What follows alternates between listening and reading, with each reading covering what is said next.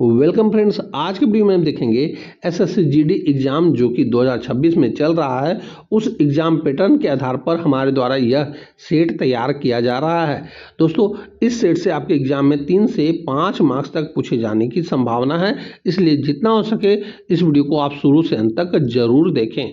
आज का हमारा पहला प्रश्न है, अनकस्टम अर्थ पुस्तिका की लेखिका कौन है? तो इसकी लेखिका है झुंपा लाहिड़ी। इस प्रश्न का आप व्याख्या देखेंगे कि वे भारतीय मूल की प्रसिद्ध अमेरिकी लेखिका है। उनकी अन्य प्रसिद्ध पुस्तक द नेमसेक है, ये आपको याद रखना है। हमारा अगला प्रश्न है कि इंडिया अनरेस्ट पुस्तक के लेखक कौन है? दोस्तों, आपके एग्जाम में पुस्तक से रिलेटेड एक प्रश्न पूछा जा रहा है, इसलिए हमारे द्वारा ये सभी क्वेश्चन आपको करवाया जा रहा है।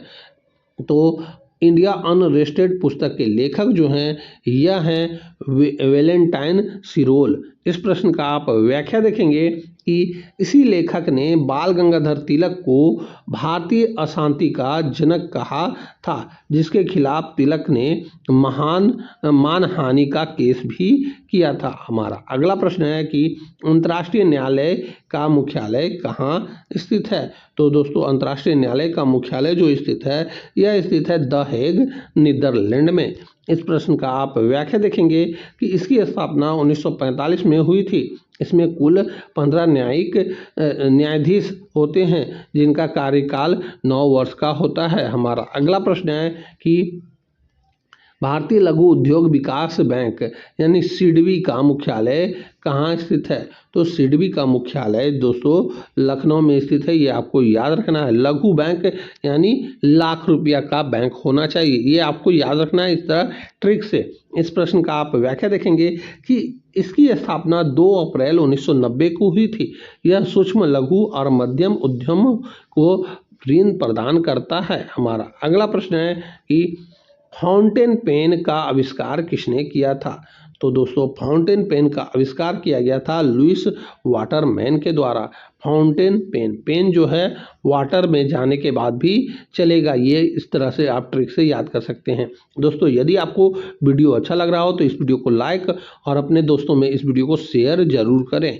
हमारा इस प्रश्न का आप व्याख्या देखेंगे कि उन्होंने 1884 में पहले व्यवहारिक फाउंटेन पेन का पेटेंट प्राप्त किया था। हमारा अगला प्रश्न है कि प्रसिद्ध कैलाश मंदिर का निर्माण किस राष्ट्रकूट शासक ने करवाया था? तो दोस्तों, यह करवाया गया था कृष्ण प्रथम के द्वारा।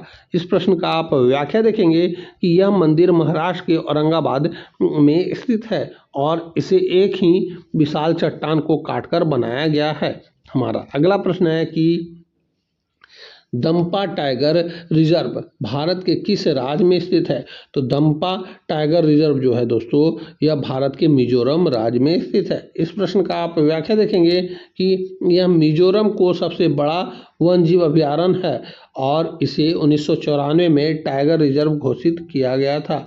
हमारा अगला प्रश्न है कि वियतनाम की मुद्रा का क्या नाम है? तो वियतनाम की मुद्रा का नाम है डोंग। हमारा इस प्रश्न का आप व्याख्या देखेंगे कि वियतनाम की राजधानी हनोई है, ये आपको याद रखना है। हमारा अगला प्रश्न है विटामिन ई का रासायनिक नाम क्या है? तो विटामिन ई का रासायनिक नाम होता है टेकोफेरोल। दोस्तों, हमारा यह वीडियो यदि आपको अच्छा लग रहा हो तो इस वीडियो को लाइक और अब तक आप हमारे चैनल से नहीं जुड़े हैं तो हमारे चैनल को सब्सक्राइब करके जुड़ जाएं, ताकि आगे आने वाले वीडियो का नोटिफिकेशन आपको समय रहते मिल जाए। हमारा इस प्रश्न का आप व्याख्या देखेंगे कि इसे सौंदर्य विटामिन भी कहा जाता है। इसकी कमी से प्रजनन क्षमता में कमी आ सकती है। हमारा अगला प्रश्न है कि अनुच्छेद 280 का संबंध किससे है? तो दोस्तों, अनुच्छेद 280 का जो संबंध है दोस्तों यह है वित्त आयोग से। इस प्रश्न का आप व्याख्या देखेंगे कि राष्ट्रपति हर 5 वर्ष में वित्त आयोग का गठन करता है, जो केंद्र और राज्य के बीच करों के बंटवारे की सिफारिश करता है। हमारा अगला प्रश्न है कि रेफ्रिजरेटर में प्रयुक्त होने वाली गैस फ्रीऑन का रासायनिक नाम क्या है? तो इसका रासायनिक नाम है क्लोरोफ्लोरोकार्बन।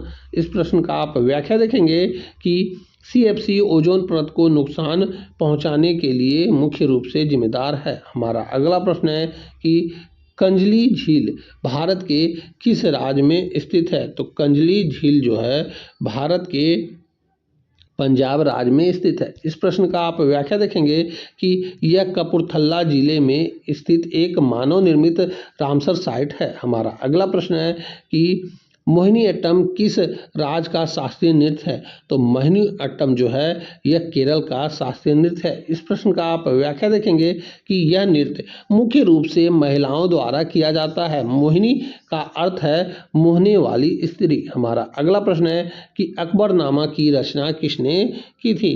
तो दोस्तों अकबरनामा की रचना जो किया गया था यह किया गया था अबुल फजल के द्वारा।